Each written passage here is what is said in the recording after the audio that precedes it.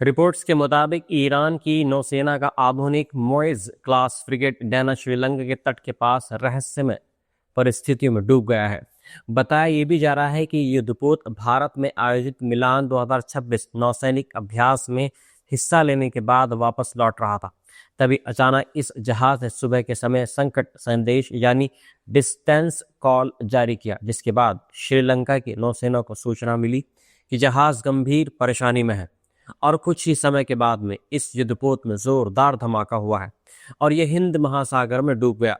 श्रीलंका के विदेश मंत्री विजिता हैरात ने संसद में पुष्टि करते हुए बताया कि जहाज पर कुल लगभग 180 नौसैनिक सवार थे, जिनमें से 32 गंभीर रूप से इसमें घायल हो गए, लेकिन उनको बचा लिया गया है और उन्हें गाल के मुख्य अस्पताल में भर्ती कराया गया है, जबकि 148 नौसैनिक अभी भी लापता बताए जा रहे हैं। श्रीलंका की वायु नौसेना और वायुसेना ने तुरंत बचाव अभियान शुरू किया। 2 नौसैनिक जहाज और एक विमान को तलाश के लिए भेजा गया है और समुद्र में बड़े पैमाने पर सर्च ऑपरेशन चलाया जा रहा है। लेकिन अब तक ये साफ नहीं हो पाया है कि आखिर ये युद्धपोत क्यों डूबा। विपक्ष के कुछ सांसदों ने संसद में सवाल उठाया कि क्या ये घटना अमेरिका और इजराइल के साथ चल रहे युद्ध से जुड़ी हो सकती है। क्या ये जहाज किसी हमले का शिकार हुआ है, लेकिन श्रीलंका सरकार ने अभी तक इस बारे में कोई आधिकारिक बयान जारी नहीं किया है। इसी बीच कुछ अंतर्राष्ट्रीय रिपोर्ट्स और सोशल मीडिया पर फैल रही जानकारी में ये दावा किया जा रहा है कि संभव है कि इस जहाज का सामना किसी अमेरिकी पनडुब्बी से हुआ हो। हालांकि इस दावे की स्वतंत्र पुष्टि नहीं हो पाई है, लेकिन जिस तरीके से ये जहाज अचानक डूबा है उसने पूरे क्षेत्र में कई सवाल खड़े कर दिए हैं। ये वही फ्रिगेट है जो हाल ही में भारत में आयोजित मिलाद 2026 अंतर्राष्ट्रीय नौसैनिक अभ्यास में शामिल हुआ था और भारत समेत कई देशों की नौसेनाओं के साथ अभ्यास करने के बाद वापस लौट रहा था। ऐसे में ये घटना और भी संवेदनशील बन जाती है, क्योंकि ये हिंद महासागर क्षेत्र में बढ़ते सैन्य तनाव की ओर इशारा कर रही है। इस बीच मिडल ईस्ट के युद्ध मोर्चे से भी कई बड़े दावे सामने आ रहे हैं। ईरान ने कहा है कि उसके कामिकाज़े ड्रोन ने कतर में अमेरिकी AN/FPS के 132 बैलिस्टिक मिसाइल ट्रैकिंग रडार को निशाना बनाकर तबाह कर दिया है, जिसकी कीमत लगभग $1.1 अरब बताई जा रही है। यह रडार सिस्टम लंबी दूरी की बैलिस्टिक मिसाइलों को ट्रैक करने के लिए इस्तेमाल किया जाता था और अमेरिका के ग्लोबल मिसाइल डिफेंस नेटवर्क का बेहद अहम हिस्सा माना जाता है। अगर ये दावा सही साबित होता है तो ये अमेरिकी रक्षा ढांचे के लिए बड़ा झटका साबित हो सकता है। इसके अलावा संयुक्त अरब अमीरात के अल रुवैस सैन्य अड्डे पर मौजूद ANTPY-2 रडार सिस्टम पर भी ईरानी ड्रोन हमले का दावा किया गया है। यह रडार सिस्टम अमेरिकी third anti ballistic missile defence system का हिस्सा रहा है और इसकी कीमत लगभग $500 मिलियन बताई जा रही है। ये सिस्टम दुश्मन की बैलिस्टिक मिसाइलों को बहुत दूर से ट्रैक कर इंटरसेप्ट करने में मदद करता है। ऐसे में अगर ये भी नष्ट हुआ है तो खाड़ी के क्षेत्र में अमेरिका की मिसाइल रक्षा क्षमता को गंभीर नुकसान हो सकता है। हालांकि अभी तक इन दावों की स्वतंत्र पुष्टि नहीं हुई है, लेकिन इन खबरों ने पूरे क्षेत्र में तनाव और ज्यादा बढ़ा दिया है। इसी दौरान सोशल मीडिया पर एक और सनसनीखेज दावा सामने आया है, जिसमें यह भी कहा जा रहा है कि तेहरान के उत्तर में लवासान की पहाड़ियों के ऊपर एक अमेरिकी या इजरायली लड़ाकू विमान को ईरान की वायु रक्षा प्रणाली ने मार गिराया है।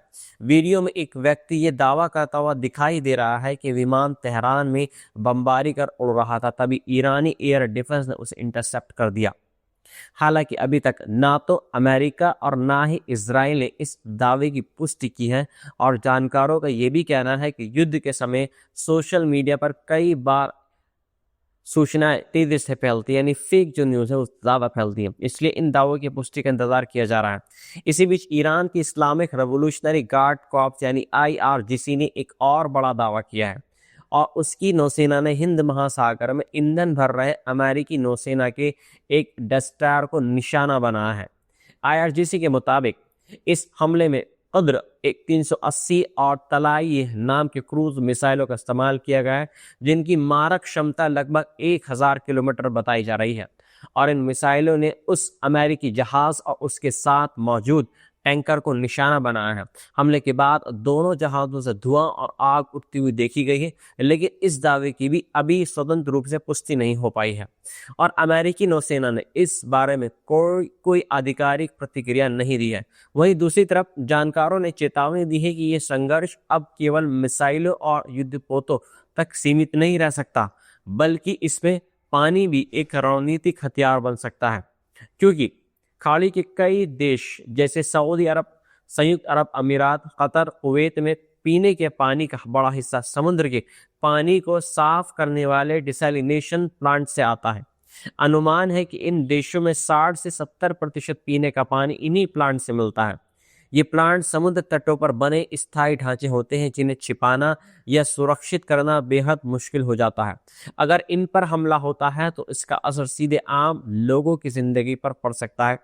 तेल की बुनियादी ढांचे पर हमला होने से बाजार प्रभावित हो रहा है, लेकिन पानी के ढांचे पर हमला होने से शहर अगर ये संघर्ष और फैलता है तो पूरी खाड़ी क्षेत्र की स्थिति खतरे में पड़ सकती है। इसी के साथ वैश्विक ऊर्जा बाजार में भी इस तनाव से प्रभावित हो रहा है, क्योंकि फारस की खाड़ी दुनिया के तेल व्यापार का सबसे एक अहम मार्ग है और अगर यह हालात बिगड़ते हैं तो तेल की कीमतों में भारी उछाल आ सकता है। पहले ही दुनिया के कई हिस्सों में ऊर्जा बाजार स्थिर हो चुके हैं और जानकारों का यह भी कहना है कि अगर युद्ध लंबा खिंचता है तो तेल $100 प्रति बैरल से ऊपर जा सकता है, जिसका असर पूरी दुनिया की अर्थव्यवस्था पर पड़ेगा। भारत, चीन, यूरोप और एशिया के कई देश खाड़ी के तेल पर निर्भर हैं, इसलिए यह संघर्ष केवल क्षेत्रीय नहीं बल्कि वैश्विक संकट बन सकता है। इसी बीच कई देशों ने अपने नागरिकों को खाड़ी क्षेत्र से सावधान रहने की सलाह दी है और कूटनीतिक स्तर पर भी तनाव कम करने की कोशिश अभी तक जारी है, लेकिन फिलहाल जमीन पर हालात बेहद अस्थिर दिखाई दे रहे हैं। एक तरफ ईरान और उसके सहयोगी देश जवाबी कार्रवाई की बात कर रहे हैं, तो दूसरी तरफ अमेरिका और इजराइल अपने सैन्य अभियान को जारी रखे हुए हैं।